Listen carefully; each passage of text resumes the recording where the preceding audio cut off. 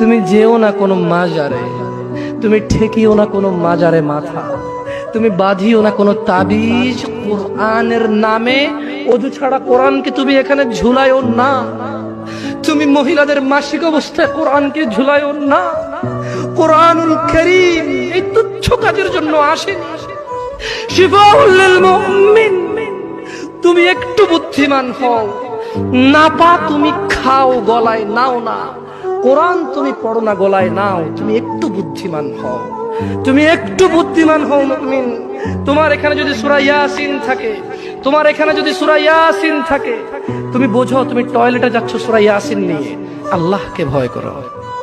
আমি কি অনেক খারাপ কথা বলেছি? প্লিজ ক্ষমা করে দিন, আমি ছোট মানুষ, আমি ছোট মানুষ, আপনাকে বিরুদ্ধে বলতে আসিনি। আল্লাহর কসম আপনি রাগ করিয়েন না।